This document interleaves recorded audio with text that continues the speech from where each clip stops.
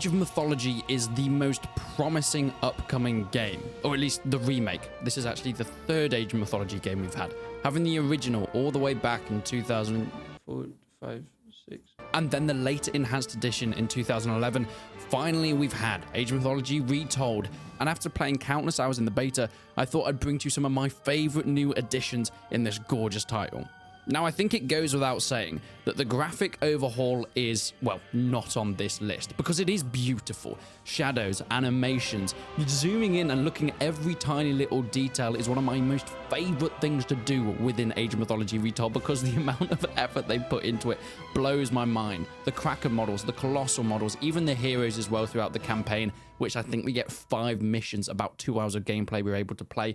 But of course, everything up to the Titans has been reworked, and a load of the myth units as well, with not just better fidelity, but some ways different skins. I mean, the Norse Titan, God, he's a fat mother. Anyway, God Powers is one of the biggest selling points of the Age of Mythology game, and being in the Retold, we've had a few more enhanced additions that have changed them somewhat. I think it's very clear by now that everyone knows about being able to use them multiple times. In the first game, you could use it once, and that would be it, with an exception or so. But here in Retold, we can use Favor in order to reuse some of these god powers, whether it's putting down the law multiple times, whether it's God striking people as Zeus with your lightning bolts, or using things like underground passageways. Now, they do have a different mechanic in ways to balance it, and this is Favor. Now, Favor has been within the game for a long time, and these are created as the Norse faction through their units, or created as the Greeks through praying at temples. Other factions have other ways of generating favor.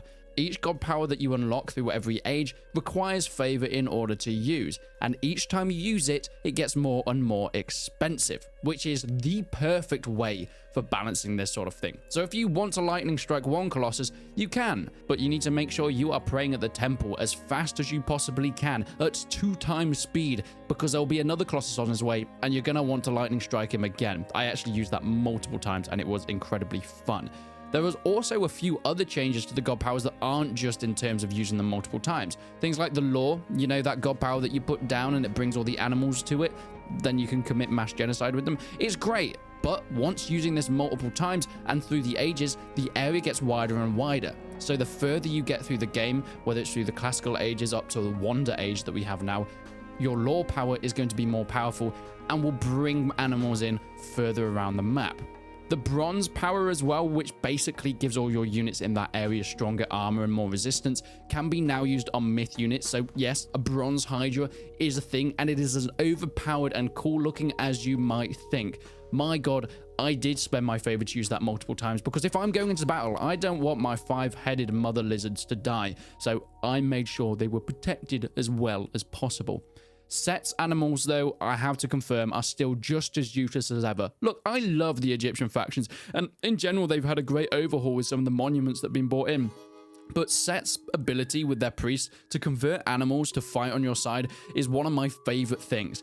And it is just useless. It is so bad. Okay, look, if you want to get the crocodiles or the lions, they might do some damage, but anything else die in 1 or 2 hits and do pretty much no damage. And I tried it in a skirmish mode.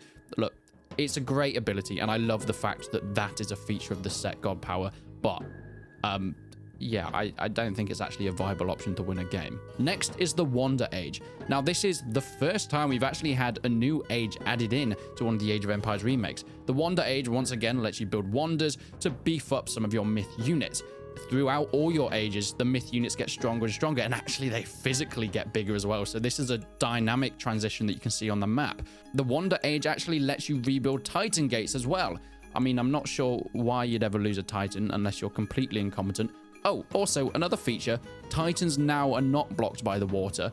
That was something that I did talk about before in one of my older videos, that Titans just can't work on island maps. They fixed that.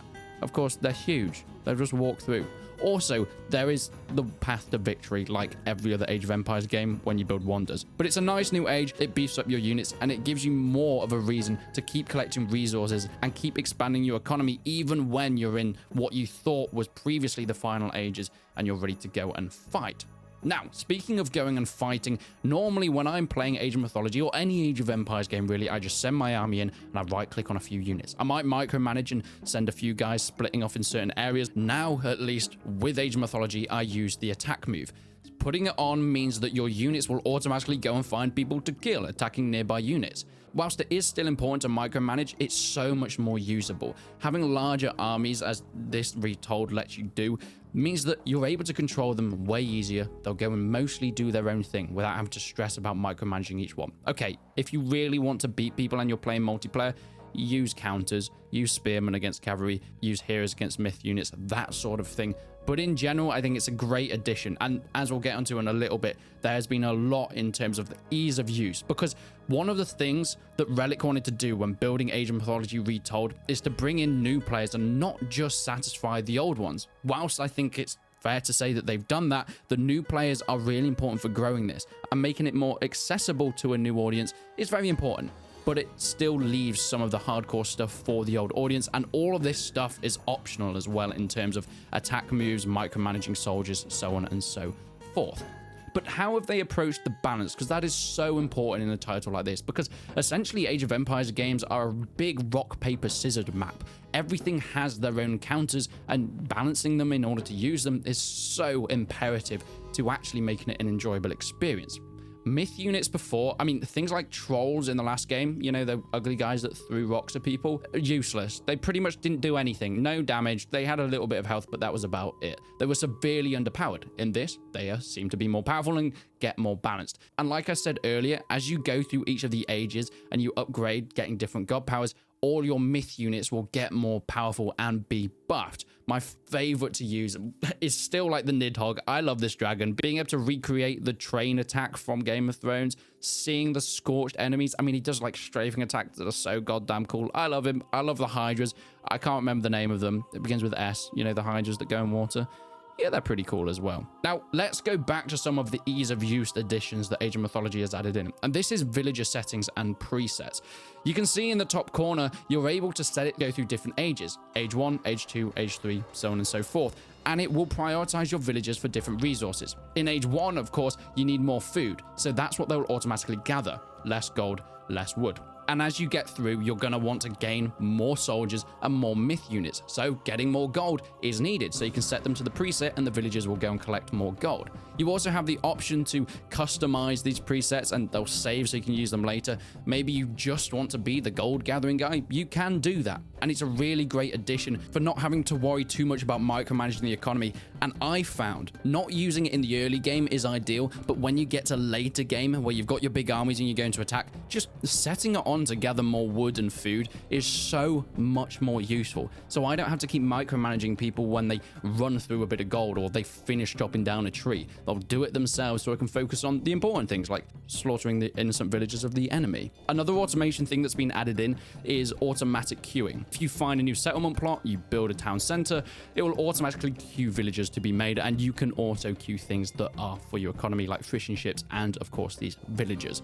I think on the most part this is a great addition. It's probably not one of my favorite things since, well, I did find myself running through all my resources, wondering why, and then realizing that the new town center that I built 10 minutes ago has just been pumping out new babies to chop down trees.